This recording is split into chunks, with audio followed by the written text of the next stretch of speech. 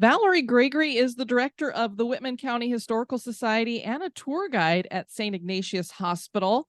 And our listener who suggested this location to us is named Nate. And he goes, if you're going to talk to somebody about this location, Valoree is the one you want to get in contact with. And so she's being very gracious and giving us a little bit of her time to join us. How are you? I am great. One of the first things we'd love to start with is you telling the listeners a little bit about yourself. Like, obviously, if you're the director of a historical society, you're into history, and we know you like haunted stuff too. So, how did you get into history and then the paranormal as well? Yeah, so I'm the director of the Whitman County Historical Society, and I've always kind of been interested in history, uh, but the paranormal came later in life. We had this abandoned hospital that made the list in Washington state that is called the most endangered list. Now, that is not a list you want to be on. We became the number one most endangered building in the state of Washington. Wow. Um, Oh my. and so at that point, we had to rally the troops and figure out what we were going to do with this building that was built in 1893. The other significance of the building is it was built by Mother Joseph. So she's a very famous nun, and she was also an architect. She was named the first architect of Washington State, and it was the last building that she built. So we really had to spring into action. And one way that we thought we could do it, because everybody for years and years has always said that St. Ignatius was haunted, and a bunch of us had watched ghost shows and gone to different things, and we were like, I think this would save this building. um, so we brought some different paranormal investigators in, and instantly they were like, yeah, your building's haunted. We kind of knew that because it's kind of terrifying when you walk in. We have a lot of people who won't even walk in. So at that point we were like, okay, we're gonna kind of build this up and get on some TV shows and do some different things and save this building. And I remember one article, I think it was the Spokesman Review, said, can ghosts save a town or a building? And the answer was yes, it can. So that's kind of how I got into paranormal, was by chance. And we knew that paranormal tourism was huge right now.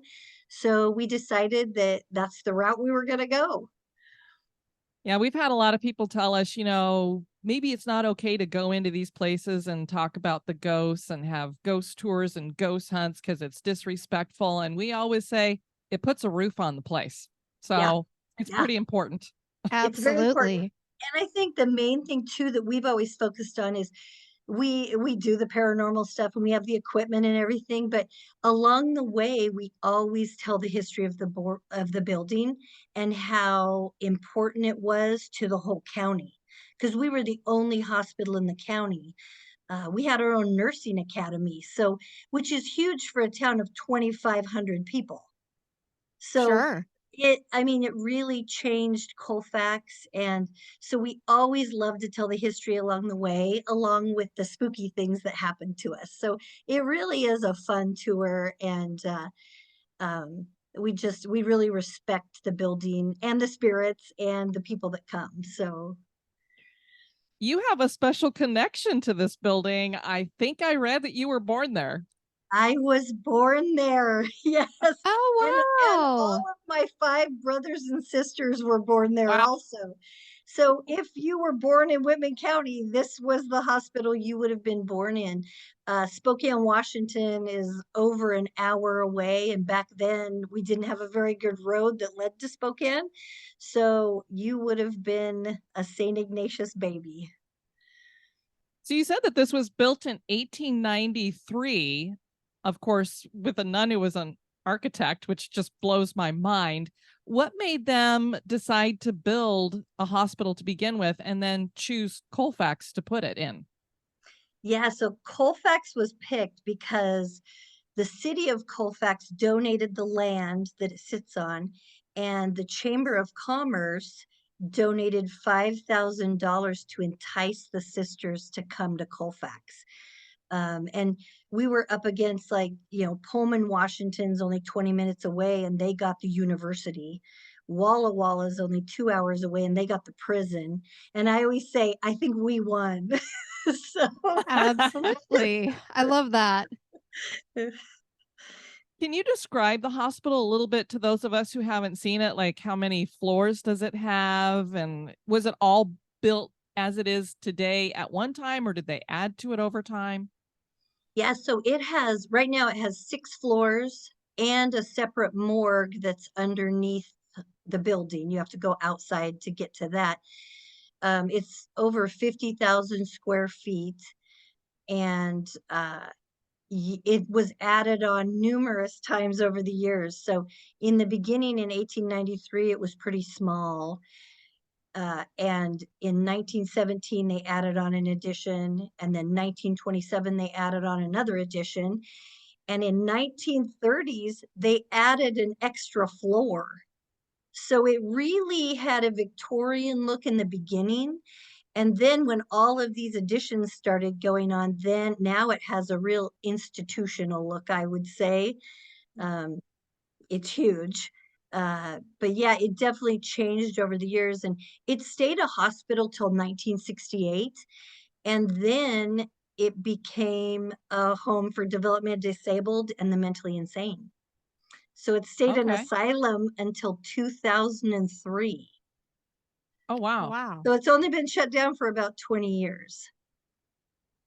And it really has, I mean, I know that the roof had caved in, and so for like 20 years the elements were kind of getting in there. So it's been pretty battered during the time that it had been abandoned before you guys got a hold of it. Yeah, definitely. We had leaks in the roof, and windows had been broken out. And um, I've been doing this for 9 years, doing the tours, and I've been through 4 owners. And there were a few owners that they didn't even want a key. So I was the only one with the key to the building. So I was kind of the keeper of St. Ignatius. Our new owner loves it, and he has done so much with the money that we've made from the tours. He puts it all back into the building. So we have a new roof. I think he's put in already 32 new windows. He's roofed the nursing academy, which is in a separate building on the property. We have a little bit of electricity on one floor. So he really has, it's been a game changer for us, just the stuff that he's done. And so I feel so good about it now that I know this building's going to be saved, because Austin and Laura Storm, they're this young couple. They're the ones that bought it, and they have been just a godsend for Colfax. They're wonderful people. How fantastic that you came across owners that now are stepping up so much to save the building. Yeah, they have a passion for it, and they have just done a wonderful job. I feel privileged to work with them, and I'm so glad they kept me on. Like when they bought the building 2 years ago, I was like, okay, do you want me to keep doing the ghost hunts? It's a great revenue source, and it brings a lot of tourists to Colfax, Washington. We counted the other day, I think 56,000 people have come to Colfax, Washington just for ghost tours. So it really has boosted Amazing. the economy. It's been great. And I love that that happened because I was following the history there for a little bit, and I saw that the Historical Society had lost the lease there. And so then they weren't doing any more touring. And I'm like, no, no, no. And then I saw that Laura and Austin had bought the place, and that they were like, not only were they like open to continue doing the tours there, both historical and the ghost ones and the hunts, but also that they were rehabbing the building, because that's the most important part. Because over time, it'd finally get to be too much where you couldn't even go into the building anymore if you don't get it rehabbed at some point. Yeah, So that's that's great. exactly right. There was a couple years I was like, oh, is this safe? I mean, it was. We kept having the fire department come in with us, and they were like, no, you're good. We're like, okay. But now it's like, okay, here we go, team. Um, but now it's great. I mean, they've even shored up all of the floors. They've done so much work. Every time I go in there, there's something new. He's even earned enough money now that he has a contractor on site. So Oh, every good. time I go in, the contractor's in there, and he even volunteers to help me with my ghost tours. So it is really a family affair. Everybody just pitches in and helps. And um, the contractor has great stories. He's in there all the time, and he's scared to death of the building, but it's been Oh, great. Well, it's good. It hasn't scared him away. Exactly. He's hanging in there. sounds like a wonderful team with their hands all over the entire Yeah, process. I love that. yeah, yeah. Well, obviously, you've been in there a lot as well. So, of course, we'd love to hear what unexplained stuff has happened to you. Yeah, I've had everything from shadow figures to a woman scream, which I think that was probably the most terrifying thing I've ever heard, was a lady screaming, and I knew I was the only one in the building. Um, the greatest thing about that is that other like TV shows and some of my YouTubers have actually caught the same scream. So it wasn't Oh. just me one time hearing it. Other people have actually captured it. And of course, I wasn't recording. I was just walking through the building, shutting the building down for the night. Um, but we also hear little kids. So in 1918, we were the epicenter of Spanish influenza. So about 200 little kids passed away at that hospital, and two nurses that were taking care of those children over the years. And so a lot of times we'll hear little kids' voices, or they'll giggle. We have a phasma box, and all you hear is just those little kids giggling. A lot of Aw. times on the SLS cameras, we'll see little kids. You can tell they're short, and they'll show up standing next to us and hold our hands. Oh, wow. So Oh. yeah, I do think we have some residual in the building where it's just kind of a loop of energy. We'll often hear what sounds like a group of people running up the stairs at us, and they would be running towards the operating room. So I Oh, think that it was probably an emergency, and they were all trying to get to the operating room, because Sure. a lot of times on the stairs, we won't get intelligent conversations or intelligent things with our equipment, but it's just the running. And it is loud when they run. So, that's quite often, like we'll catch that quite often on our tours. Nice. Well, you said that you've seen shadow figures. What did that appear like to you?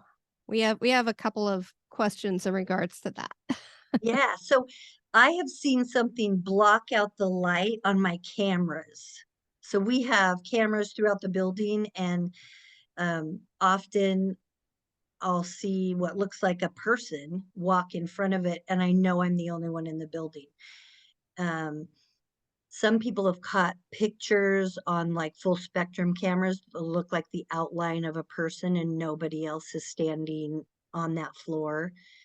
So kind of like that. I have seen a weird thing crawl down the hallway, which, Oh. yeah, no, that was scary.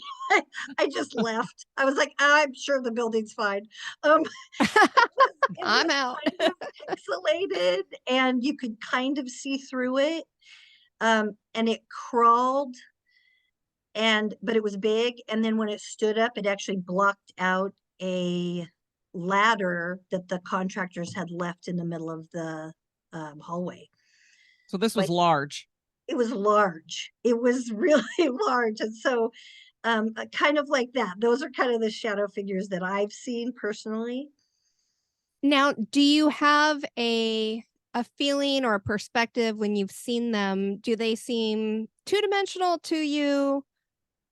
Three-dimensional? Any direction that that's kind of gone in terms of what you're viewing?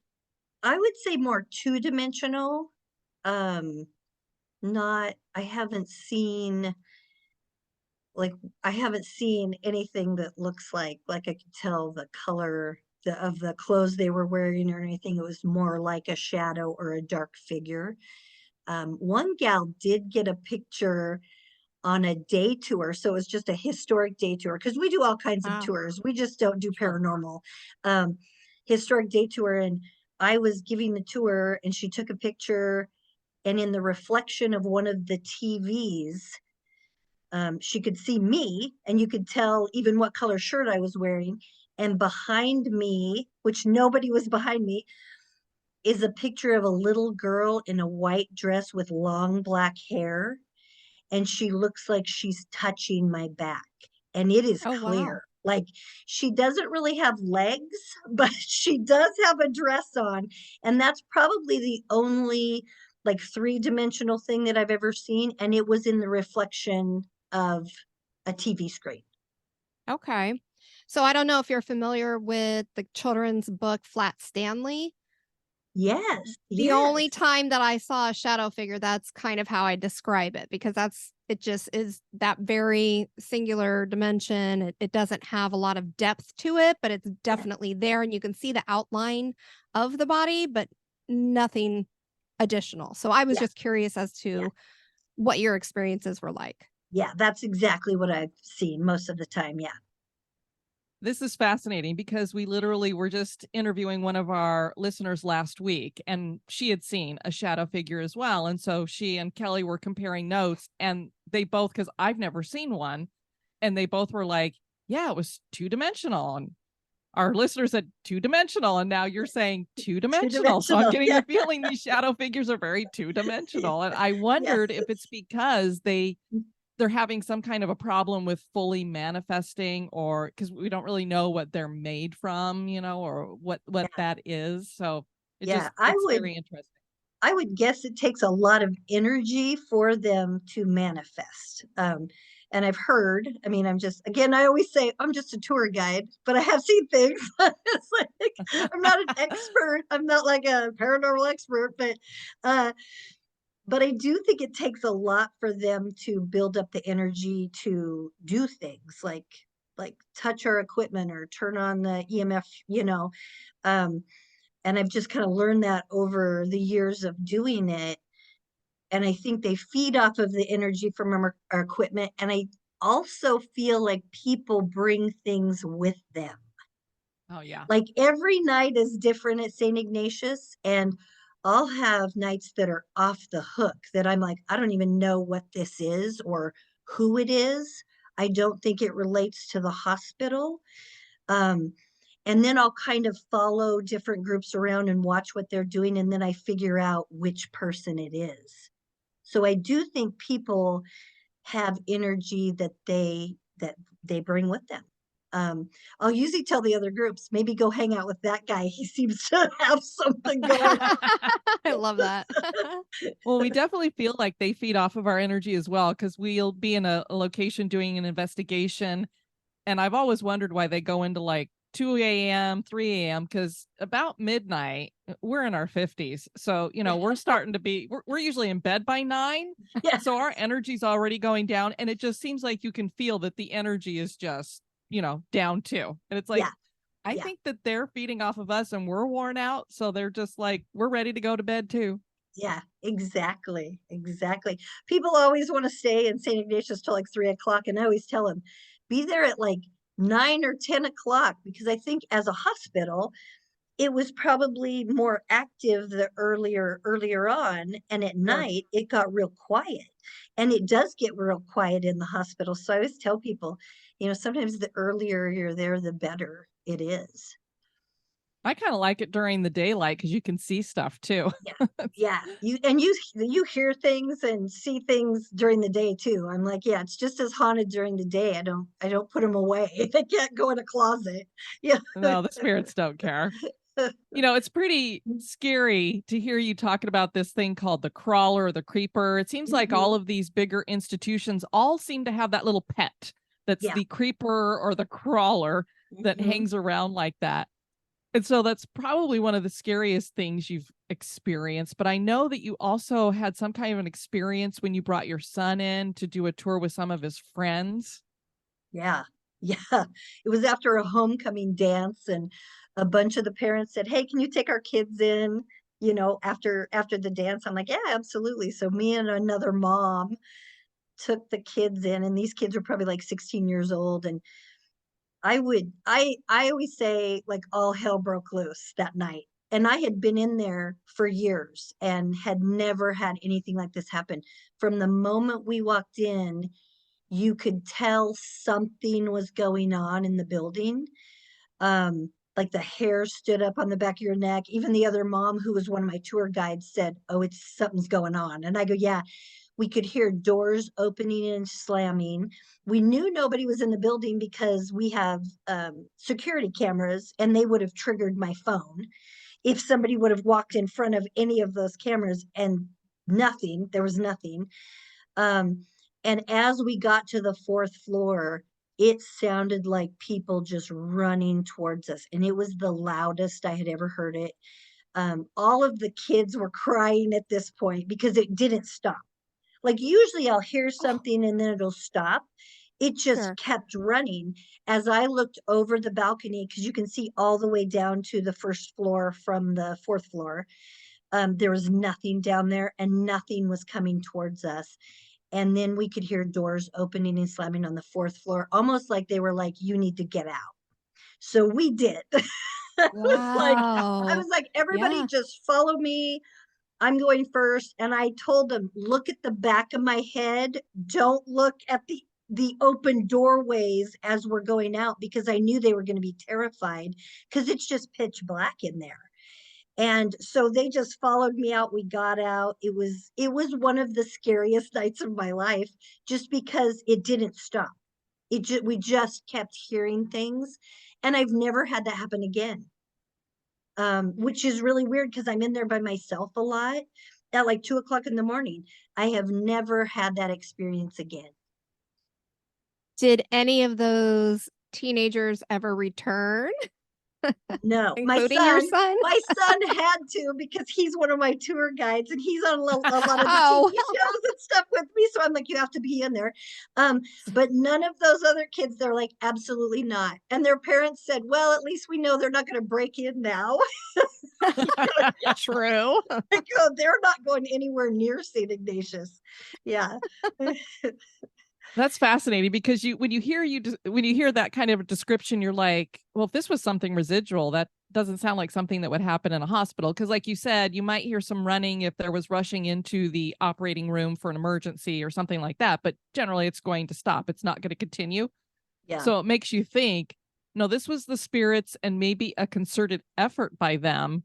Did they go, oh, there's some young people coming in here. We're going to have some fun with them? Because that's what we would do. Yeah. Oh, Or exactly. were they just like, we don't want that energy in here tonight for some reason? Yeah, I don't know. I do think that the energy picks up when we have younger people in the building. Um, and so maybe that was it. I mean, usually the people that are on our tours are a little bit older than like 16 years old. Um, so maybe, I don't know, but I couldn't even believe what was going on. The other mom was terrified, and of course we went back in after we got the kids out because we wanted to make sure that nobody had broken in. Yeah. And I was like, "Let's make sure, let's look at the cameras, let's look at the feedback, and then we'll go through every floor." And we did, and it was still just a weird feeling. But we Hmm. knew nobody had broken in. So I just wanted to make sure that we were actually hearing and seeing what we thought we were seeing. Yeah. So what kind of stories has the contractor told you? He's had some good ones. The one day they were jacking up the floors, so they had these hydraulic lifts in there. Um, as they were, and they have to slowly do this because otherwise windows would break and things would Oh, happen. So they slowly lift up these hydraulic lifts, and as he started lifting them, there were three guys standing there, and one was the owner. They heard a woman yell, "Help me." And it was loud and it was a screech, and they stopped and they all looked at each other and they said, "What did you just hear?" And they said, "We all heard a woman yell, 'Help me.'" wow. So they stopped for Goodness. that day. I was like, "Yeah." I went and ran.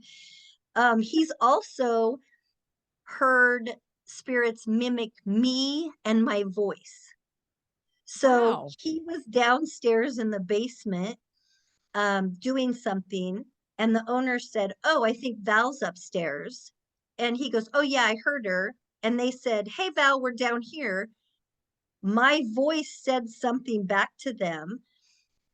Then they could hear walking, And then they texted me and they said, Val, you're upstairs, right? And I said, no, I'm still down at my store, which is like a mile away. And I said, I'm not even in the building yet. I won't be there for 2 hours. And they said, no, they thought I was joking. Like they thought I was lying to them. And I'm like, no, I promise you, I haven't been in St. Ignatius all day long. And they said, something just mimicked your voice. They couldn't believe it. I mean, they even walked outside to see if my car was there. And I'm like, no, I'm not in They're the like, building. quit pulling Yeah, my leg. I know. They You're thought it was scaring us. really, Oh. yeah. And so I think that was maybe one of the scariest times for him, just because he said it was clearly my voice. Have you heard your name called out before? Yeah, all on the Phasma box, a lot of times it'll say Val's here, or it'll say she's back, because I'm there like all the time. And so I don't know if they like know who I am, but I think they probably get used to kind of the regular people that are there all the time. I don't think they're my friends or anything like that. I don't think so. But yeah, we've had them say other people's name that just come on the tours. And I won't Ah. even know that person's name. They'll say something and I'll say, oh, is there a Steve here? Is there? And they're like, yeah, that's my name. And I'm like, oh my God, like, how did they know your name? I don't know.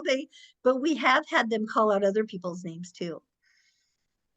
Yeah, I was going to say, clearly you feel comfortable there. You've been there alone and you keep coming back 9 years. So there must not be any animosity towards you necessarily. So I don't know that they would quote unquote be your friend, but I Right. think they must like you a little bit. Yeah. I think they just put up with me. Maybe, I don't know. Yeah. I always think in the month of October, they're probably like, oh God, here she comes again. Because in October, we do tours every single day. So 31 days straight, and we sell out every tour. And on the weekends, we do anywhere from 2 to 4 tours on Friday and Wow. Saturday nights. And so I always think in October, they're thinking, oh no, we can't do this again. This is, you ask the same questions, you hear the same things all the time. So I'm sure they like the other months where it's slower. That's why we try to think of questions that they haven't been asked before. Cause I'm like, they're probably tired of what's your name? What's your How old name? are Yeah. you? So we try to Same ask old, different same things. old. We had one night, we were with a group from Montana. They had rented out our building, and we asked the same questions like, what's your name? How old are you? Can you make a noise?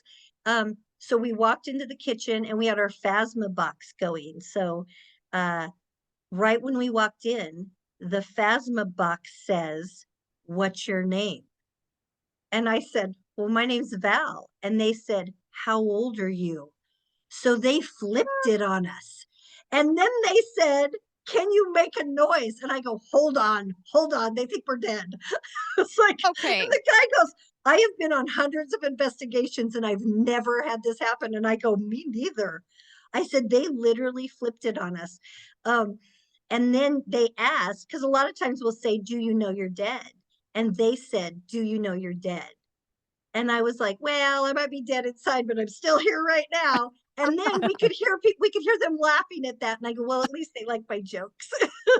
Yeah, I was going to say they clearly have a sense of humor. Yes, I think they do. I think they do. Oh, that is a lot of fun. I have never heard it being flipped back on I've people. never, and I haven't had it happen since, but the guy from Montana was like, this was the best thing ever. So yeah. Yeah, I think the only thing that would even come close to that is occasionally we'll hear on the spirit box where you'll ask a question and the question will almost repeat again in the same voice. And we've often wondered, is that the ghost repeating the question, or is it some kind of a weird audio artifact that happens with the Yeah. spirit box? Yeah. Who knows? I mean, yeah. earlier you said, well, I'm not a paranormal expert. I don't think anybody is, because we don't No. know how any of this stuff works. We've even had times where we've asked them, we'll have nights where they're really not doing anything, but they're there. And you're like, could you touch the EMF? Can you touch the flashlight? And the one time we actually asked him, we're like, when you touch the EMF, does that hurt? Because we had one that seemed to be very resistant to touching the REM pod or anything. And it said yes. And we're like, we never thought about, does that like give them a little zap or I don't know. So Oh yeah, it's I just never thought of interesting. that. Yeah, yeah. Yeah. I think a Yeah. lot of times they do have a bit of sense of humor because I mean the one investigation that we were on, I wasn't getting a lot of activity and I'm my middle name is not Grace. I fell into a chair because I thought the chair was about 4 inches higher for the seat than what it actually was. And I made a cluster of noise and I started laughing because every time I do something non-graceful, I start laughing at myself. That's just how I am. Yeah. Built that way, can't do anything about it. And all of a sudden, and I was telling the spirits, and I said, I hope you're laughing at me because I'm laughing at myself. And all of a sudden, I started getting all these reactions from the Yeah. spirits. So, Yeah. I mean, it's just one of those things where I think sometimes you just have to kind of break that ice and do something a little different. And falling on my Exactly. butt and making a bunch of noise sure broke the ice with them. And they were kids. And I don't Yeah. know. I definitely feel a stronger connection with kids. So I like hearing, not that they're necessarily stuck there, but I like that there's interactions with little ones and that they hold your hand and things of that nature. Yeah, yeah. I do. I feel like at St. Ignatius, some of our stronger spirits are children. They're kind of mischievous. They laugh, they giggle, they'll push a ball. We've seen a ball be pushed down the hallway, and I'm like, okay, that's something. Um, but yeah, I do. The children are great there, and I've never felt, except the one time when I was terrified just because things were running. I don't ever think that they were trying to hurt us. Like I'll have, some of the TV shows will come and say, "Oh, there's a demon." I'm like, "There's not." I go, Yeah. I've never felt anything like that. I truly feel like they just like to communicate, and just kind of get their story out there. And we tell lots of stories about the people who have passed away there. There was one gal that was murdered by a doctor, and so we always tell her story. Agnes, she 1904. She was a school teacher. She was single. She got pregnant, and uh, the doctor was buddies with the guy who got her pregnant, and he gave her 7 times the amount of medication that he was supposed to. And he was a veteran doctor, like he wasn't a new doctor. And on her deathbed, she told her brother actually why she was there having the surgery, and she passed away, and he had to go to court for murder.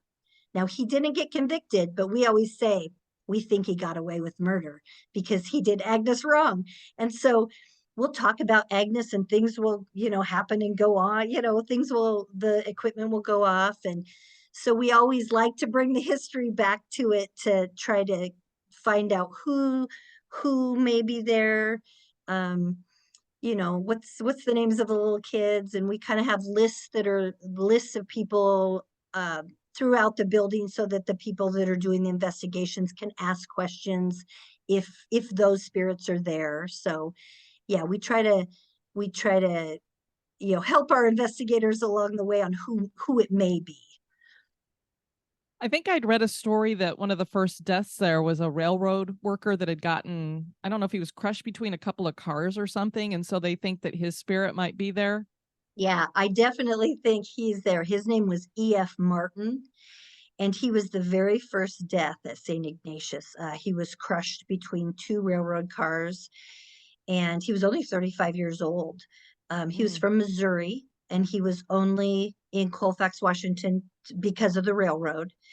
And on our phasma boxes and on some of the spirit boxes, you'll hear train whistles, and like almost every single tour you'll hear something to do with a train, and that's why we've always thought that he kind of roams the halls.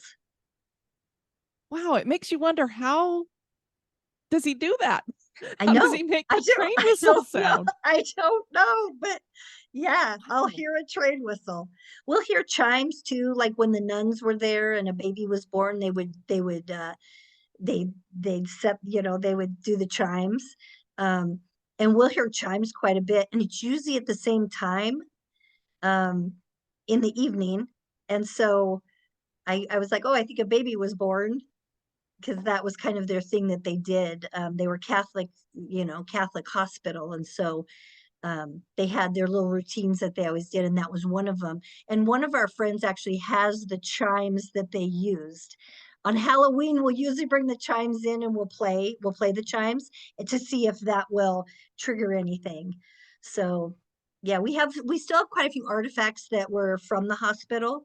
Some of them are still there, like a lot of the equipment, beds, things like that. But some of the doctor's bags, we have all the doctor's bags that are still in there. Oh, So that's that kind neat. of, yeah, that kind of helps people use trigger objects to see if things will go on. Was it Mother Joseph that you said had designed and got the hospital built? Yep, Have Mother you Joseph. had Yeah. any kind of experiences that made you think she was there? I haven't, but we have had experiences that other nuns were there, like some of the nuns that ran the location. 4 nuns that were called the superiors, they ran the building and they actually lived in the building. So on the top floor of the nuns' quarters. And it is the most terrifying location in the whole hospital. And it's Wow. the only location that I will not go by myself. Like, I Really? had to go there one time and I ran as fast as I could. And again, I'm 57 years old, so I can't run real good. I ran, I shut the door, locked it because the door had flown open on the top of the building just from the wind. And so I locked it and then I just ran down the stairs because it's something about that area. I feel like they're just watching us. And I don't know if they really like us, or I don't know. I didn't want to take the chance, so I just got out of there. But it is pretty active up on that floor. The nurses' school is a separate building, you said, right? Yeah, yeah. The nursing academy is just right across the street. There used to be a bridge that led over there, so that they could just walk straight across into the building. So we trained all of the nurses for Saint Ignatius and then Sacred Heart Medical Center in Spokane, which is a hospital that's still up and running. Um, she built that building too. And so we were the feeder academy for that hospital in Spokane also. How long was the academy open for? They opened in 1911, and then I think it closed in maybe like the 1950s or late 40s. But in the years of like the 1920s and 30s, we produced a lot of nurses out of that building. Neat. Yeah. What did they use the building for after that? I think they used it just for storage because when Okay. we came in 9 years ago, it was just full of doors and beds and you name it, tables. And so I think they just probably used it for storage. And it was kind of in bad shape, but we did get a new roof on it this year. So I think by the summer, we'll probably add that to our tours. People can go in there and I don't know if that area is haunted. I've never gone in there and tested it out, but we might have some of our groups go in and see if there's anything going on in there. That was my next question. I was like, Yeah, have you yeah, had yeah. anything happen in there? Yeah, I don't know. I mean, there probably was some things that happened. There's a lot of nurses. So we also graduated the first 2 male nurses. So Oh, in 1941, Archie and Philip were the first 2 male nurses in the state of Washington to graduate, because before that it was an all-female occupation. Um, and so they graduated from St. Ignatius, and we have a picture of them with their graduating class in the hospital. We have a lot of pictures throughout the building so you can see, the different nurses and nuns and people. And I always say they were either the smartest 2 men or the stupidest 2 men because there's like Aw. 20 women in their class. Hey, I mean, And it's a good lot of odds.